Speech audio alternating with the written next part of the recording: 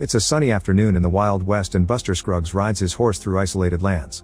He comes off as a cheerful singing cowboy, but the truth is, he's the most dangerous gunman in the area and there's a hefty reward on his head. During his travels, he finds a cantina where he stops to have a drink. However, the barman refuses to sell whiskey to him because it's a banned drink and therefore only outlaws will be served. Buster tries to explain he shouldn't be judged based on his clean looks and chirpy demeanor because he's an outlaw too, but nobody believes him, and a cowboy is even ready to fight in order to kick him out. This cowboy ends up quickly regretting underestimating his enemy because Buster is incredibly fast and draws his gun in a second to shoot every single person in the cantina. Afterward, Buster travels a little bit longer until he arrives at Frenchman's Gulch, a town he's never visited before. His first stop is the local saloon, where he must leave all his weapons at the door to comply with the no firearms policy. Then, he joins a game of poker at the nearest table under the condition he picks up the hand left by the player that just left. Unfortunately, when Buster checks the cards, he discovers the last player left because he had the infamous dead man's hand and refuses to play it, causing the ire of the other players, especially the scary Joe. Thinking he's above the rules, Joe pulls out his hidden gun to threaten Buster, but he quickly defends himself by kicking a loose plank on the table to hit the gun and make it turn again its master, instantly killing Joe. This incident makes thick tension take over the saloon, so Buster starts singing a song he makes up on the spot about Joe, inspiring everyone to sing and dance along. Their cheerful fun is suddenly interrupted by Joe's brother, who has found out what happened and challenges Buster to a duel to get revenge. Once again, Buster proves he's the fastest gunman in the area and, after expertly shooting each of the man's fingers, he finally kills him by looking at him in the mirror just to show off. Buster is feeling smug and confident as usual when suddenly, another singing cowboy arrives in town. It's the Kid, who also challenges Buster to a duel.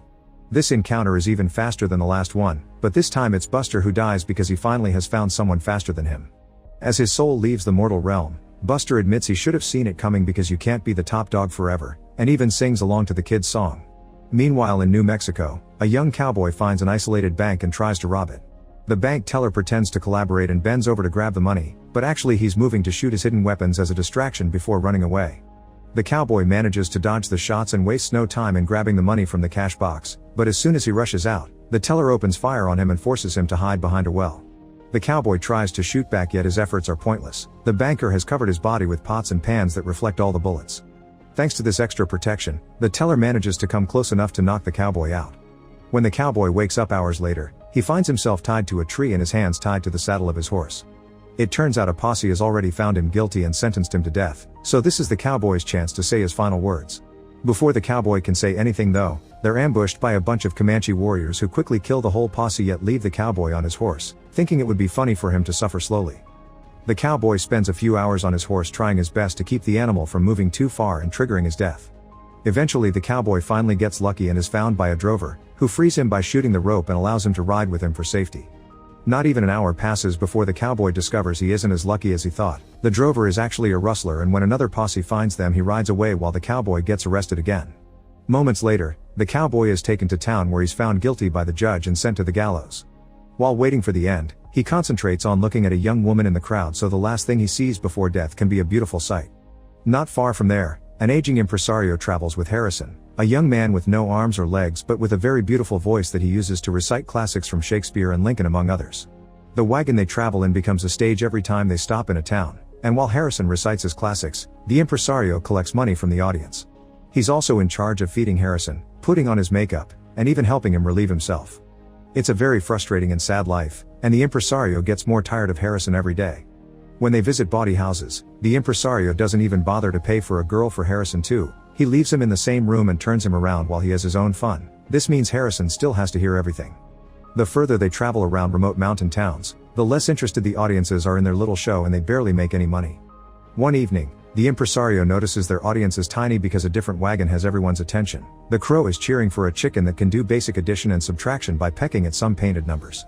Seeing an opportunity, the impresario decides to buy the chicken, and he takes care of it with as much care as he offers Harrison, who is starting to get worried about what comes next.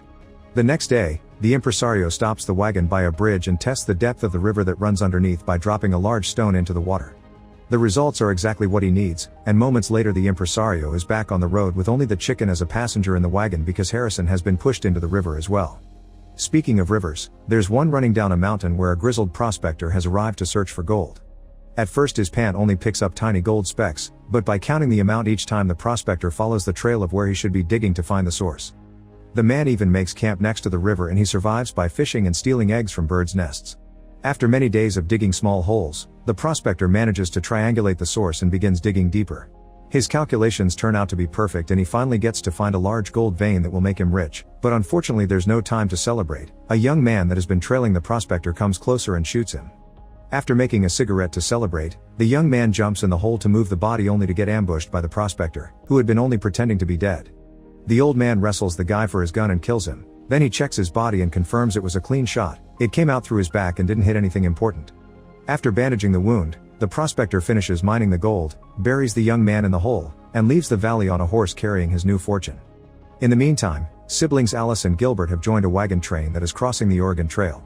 Gilbert isn't exactly a good businessman, but he claims he's contacted a new business partner that is willing to marry his sister when they make it to Oregon. Traveling with them is Gilbert's dog President Pierce, who is considered extremely annoying by the rest of the travelers because of his constant barking. Shortly after the trip begins, Gilbert goes through a violent coughing fit and dies of what seems to be cholera. The wagon train's leaders Billy and Arthur help Alice bury him after they ask her if she wants to keep traveling with them or she'll go back home. Realizing she has nothing to return to, Alice accepts to stay with them to find her luck in Oregon. The next day, Alice receives more bad news. The boy Gilbert hired to lead their wagon claims he was promised a wage of $400 and expects the first half to be paid when they reach the halfway point. Alice doesn't have money, and if her brother did have any, it was left in his coat, which is now buried with him. It's too far away to go back now, so Alice asks Arthur and Billy for advice, and the men point out the wage is insane, definitely higher than usual. Alice thinks it's Gilbert's fault for being an awful businessman, but Billy thinks the boy may be lying, thus he advises her to ignore him for now, and when they make it to the halfway point, he'll try to scare him into confessing the truth. Since President Pierce keeps being complained about and Alice doesn't want to take responsibility for him because he's not hers, Gilbert also helps hers to get rid of the dog by taking him to the middle of the valley and scaring him off with a shot at the sky. The trip continues without any trouble, and Alice and Billy get to share some time together, discovering they agree on many philosophies. When the hired boy asks for confirmation of his pay, Billy tries to talk to him and fails, so he offers Alice an alternative. Since he's been thinking about retiring from the wagon train for a while now, he asks Alice to marry him. That way he can assume Gilbert's dead and build a home with a proper family. Alice is quite shocked to hear this, but she's grown fond of Billy too and accepts the proposal. A few days later, Arthur worries about fresh footprints found in the area and checks on his travelers only to discover Alice is missing. It turns out she heard President Pierce nearby and went to watch him bark at some prairie dogs, leaving the wagon train further than she realized.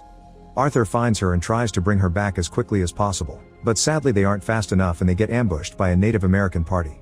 Since he has two weapons, Arthur uses one to defend himself and gives the other to Alice, urging her to end things for herself if he gets killed because death is preferable to be captured by the natives, who would put her through terrible painful punishments. Arthur is actually quite a skilled gunman and manages to scare the natives away with precise shots, but when he thinks everything is over, a warrior takes him by surprise and makes him fall with a quick hit. Pretending to be unconscious, Arthur waits for the Native American to come closer and shoots him before returning to Alice's side only to find out the worst news. She also thought he was dead and used the pistol exactly like he told her to. After covering her with his coat, Arthur starts making his way back to the wagon train together with President Pierce while wondering what he's going to tell Billy.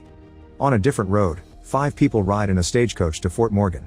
After singing for most of the ride, which annoys everyone aboard, Thigpen explains he and his partner Clarence often travel this route while ferrying cargo, alluding to something on the roof of the coach without specifying what it is.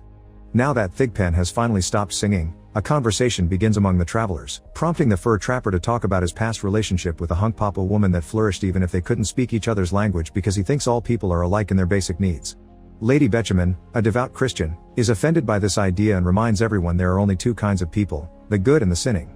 This triggers an argument about human nature that is also joined by Frenchman René, but Thigpen and Clarence only make a comment here and there, preferring to watch with amusement. When René questions if Lady Betjeman has stayed loyal to her husband while living apart for a couple of years, Lady Betjeman's so indignant that she becomes apoplectic. Putting his head out the window, René tries to ask the driver to stop the coach to no avail, prompting Thigpen to explain that the company's policy doesn't allow the coach to stop for any reason. To calm Lady Betjeman down, Clarence decides to sing a bittersweet folk song, which successfully helps the woman but also makes Thigpen cry. Curious about these mysterious men, the trapper makes them explain what exactly is their business, and Thigpen reveals they're bounty hunters. Their teamwork is foolproof. Thigpen distracts their target with stories while Clarence quickly thumps them. Thigpen also confesses he loves watching them die because there's something beautiful in their target's expressions. Hearing this obviously creeps out the other 3 passengers, who are now afraid of what awaits them at their destination. Once the coach makes it to Fort Morgan, Thigpen and Clarence grab their cargo, which turns out to be a body, and enter the hotel where everyone is staying. Renee, Lady Betjeman, and the trapper take longer to disembark, feeling wary and scared, but eventually they enter the hotel too and Renee closes the door behind them after watching the coach leave, realizing there won't be a way out if they need it. Make sure to subscribe and turn on notifications so you can watch more videos like this. Thanks for watching.